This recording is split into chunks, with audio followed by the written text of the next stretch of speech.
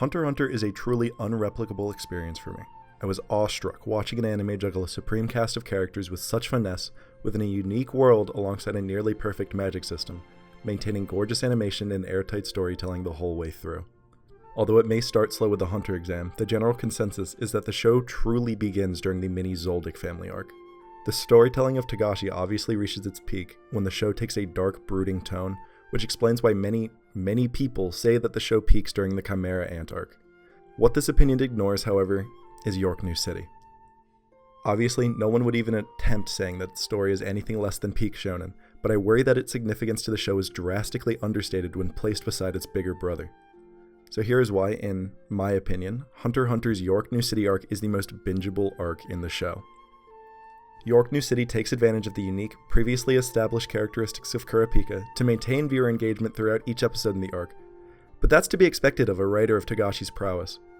The binge-worthy aspect of the plot comes as a result of Kurapika's overarching ambiguity and Hunter x Hunter's willingness to exploit this mystery in the cliffhanger line of each episode. To explain what I mean, there are two distinct parts to be discussed. First, a thorough dissection of Kurapika and his enigmatic personality is in order, as I will bring up points to suggest that his actions and attributes throughout his appearances make the character all the more engaging to follow. After, I will connect this idea to the unique cliffhangers placed throughout the Yorknew City arc to argue that none better exists in the series. In the end, you should see eye to eye with me and understand why the arc is as bingeable as it is, even if you still don't believe it comes close to the Chimera Ants. Kurapika, in his purest thematic form, is ambiguity. It's difficult to look to any individual aspect of his character and say definitively what he represents or what his true goal will be. From episode 1, Kurapika's intent to maintain ambiguity in the face of everyone takes shape. From first on-screen appearance up until it's directly mentioned, as memed as it may be, Kurapika's gender is in question. Obviously done on purpose, the use of a female voice actor in both the subbed and dubbed versions. I'm afraid I agree with Leorio. What the fuck is that? Create a character who, while identifying and discussed about as a male, shows no clear lean or commitment to either side. When asked about his mission, his response, "I cannot reveal my reasons here. I have my share of secrets. Deep secrets what I do not intend to expose at this time," is a much more blatant attempt at establishing this sense of secrecy. Only when pressed on the matter, with his mission to avenge the Kurta clan in jeopardy, does he admit his plan to track down the Phantom Troop until his bitter end. Yet, at this point, the Kurtas go unexplained and the Phantom Troop remains amorphous. While he does not fear death, his fear that time will quiet the rage in his heart is the first definitive statement about his plan that we receive. But even then, later episodes show that such a simple statement is still subject to change. Compared to the other characters in the show, the sense of ambiguity is even more pronounced. While Gon wears his heart on his sleeve and his fishing rod on his back, Kurapika readily distances himself from his new friends following the Hunter exam, and hides his bokken, knives, and shuriken under his cloak. Leorio strips down to maintain pace in the running portion of the exam, while Kurapika is sure to only remove the top layer of his apparel. Even compared to Killua, who quickly dispatches of Johannes in full sight of his friends, Kurapika only shows off a taste of his true power against Majtani, when imbued with an overpowering rage. When looking at all four in the second ending sequence, Kurapika's frame is the only one without one definitive meaning. Gon is reaching for his father, Killua is looking away from Illumi, Leorio is buried in medical books, and Kurapika is facing with the Phantom Troop spider, split off by a pair of red glowing dots. While the dots could easily represent the rage that must come to Kurapika in order to take on the Phantom Troop, it could just as easily symbolize revenge on the troop coming second to the recollection of the Scarlet Kurta eyes. Even seeing our resident sad boy at the end of the show doesn't answer the proposed question, as although his mission may have been furthered, he looks more miserable than ever before. All of this is nicely planted by Togashi throughout the series, but the truest example of Kurapika's ambiguity comes in the Heaven's Arena arc with Hisoka's Nen-type personality tests. A monologue that lasted way too long in the middle of a massively important fight actually meant something. You know, Naruto could learn a thing or two from this. Without going into too much detail, Gon, Killua, and Leorio fully embody the personality of their Nen types. Enhancers are simple, truthful, and determined, reflecting the typical shonen protagonist within Gon. Transmuters are prone to deceit and dishonesty, signifying Killua's background as an assassin. Emitters are impatient and volatile, and boy, if that does not represent Leorio to a T. Each of these three characters embody the stereotypical characteristics of their Nen types, and as such, it can be assumed that the test is mostly true. Even Hisoka and Zushi match their categories, so one would think that Kurapika would be no different. However, this is not at all the case. In his normal form, Kurapika is a conjurer. Taking that in isolation, it would be incorrect to say that he does not embody the respective characteristics of being cautious, observant, and stoic. However, it would be equally as wrong to say that he wouldn't also come off as a manipulator at first glance. Tending to keep his loved ones safe, or in this case seeking their revenge, alongside pursuing his own goals to the bitter end, means it would be impossible to guess his type based on a cursory glance of his character. It does not help that his use of chains could be attributed to either category, and as such, even the Phantom Troupe was not willing to hazard a formal guess on his abilities. Instead, they work with the information given and say that he could be either type.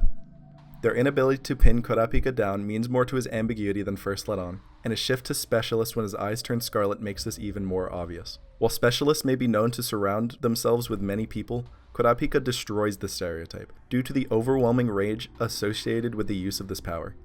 Therefore, as an enigmatic killing machine, Kurapika represents many things and nothing simultaneously.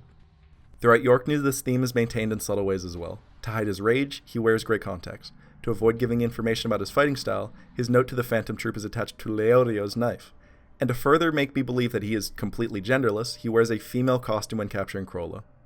So much about his character is hidden even to the audience that Melody was introduced to bridge the gap between Kurapika and us. Without her, the extent of Kurapika's shrouded mental state and mounting anger would be just as under wraps to the audience as it was to the Nostrade family. With the introduction of this character, however, Kurapika's thoughts and perception of reality are open to observation. As such, the uninteresting, stagnant character seen in the Hunter exam has become a troubled young man with a comprehensible mission and quite a bit of general appeal. And with a vector to the heart and mind of an underdeveloped and ambiguous hero, Togashi had me hook, line, and sinker. The cliffhanger endings segmenting each episode used my desire to watch Kurapika's mission and growth to entrance me through all 21 episodes.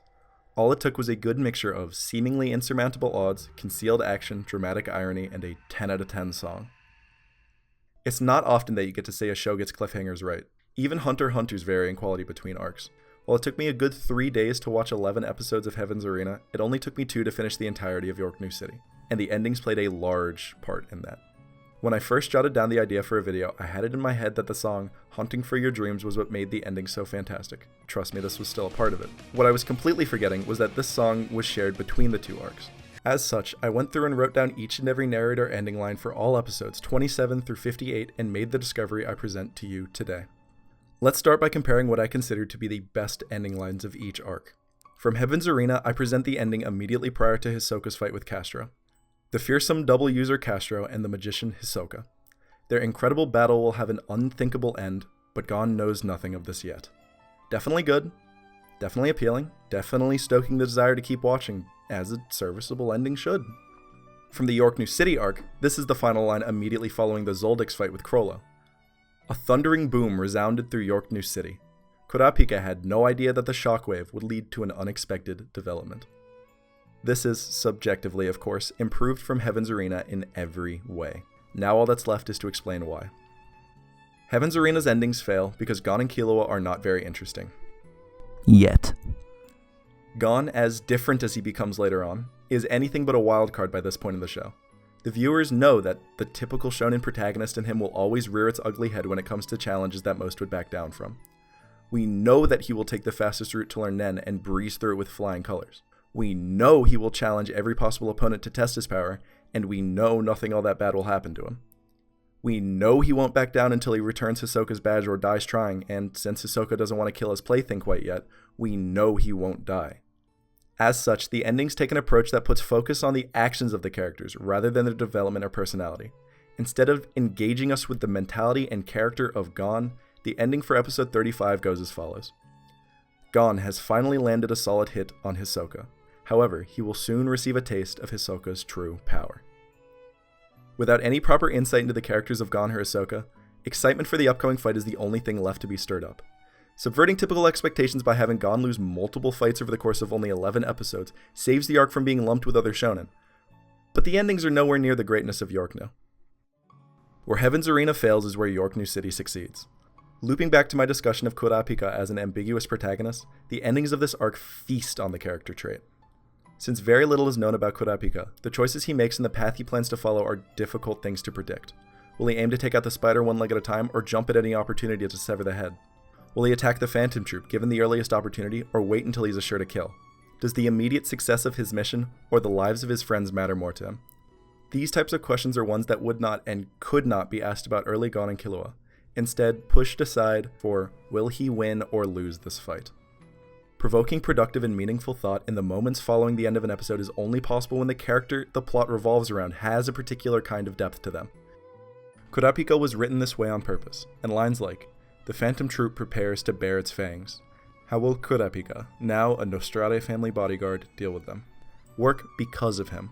No longer is simple anticipation for beautiful animation or world-building information necessary. Dramatic irony and a desire for deeper character understanding, while attempted by the narrator in the previous arc, only reaches its true potential here, when supported by Kurapika's ambiguity and unpredictability.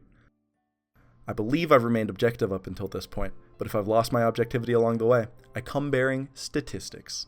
Out of the 11 episodes of the Heaven's Arena arc, only one ending attempts use of dramatic irony. Even in its one use, the attempt falls flat because of the focus on the reaction of Gon. At the same time, 3 endings withhold world-expanding information on Nen, and 4 provide nothing but excitement for the fight in the subsequent episode.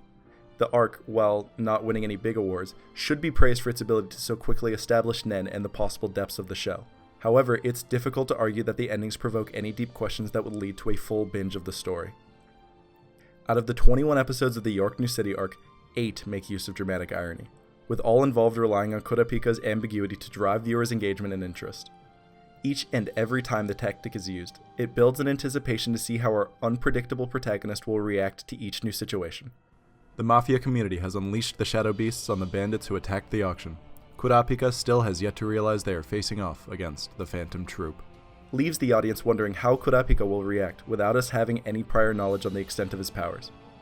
Uvogin has been freed. Kurapika, invited by Hisoka to team up, is not yet aware of this. Suggests the hot-headed teenager will react in an unexpected way without giving so much as a hint into his mental processes. 5 of the remaining endings are fight exciters, with the rest fitting no other descriptor than Cliffhanger. But many take place in the middle of multi-episode engagements preceded by dramatic irony, meaning they too would not work without Kurapika at the helm. Altogether, even with the same end song as Heaven's Arena, Yorknew City managed to stir up unbridled emotion with every ending, keeping me watching hour after hour until Pakunoda's untimely demise and Kurapika's final departure. Without even mentioning the brilliance of the Phantom Troop or the genius character that is Crota Lucilfer, I believe I got the point across that Yorknew City was an arc for the ages.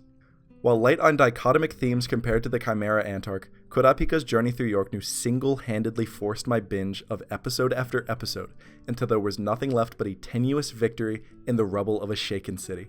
I felt as if I was holding my breath the whole time, watching until the striking tonal shift jump-started by the final ending.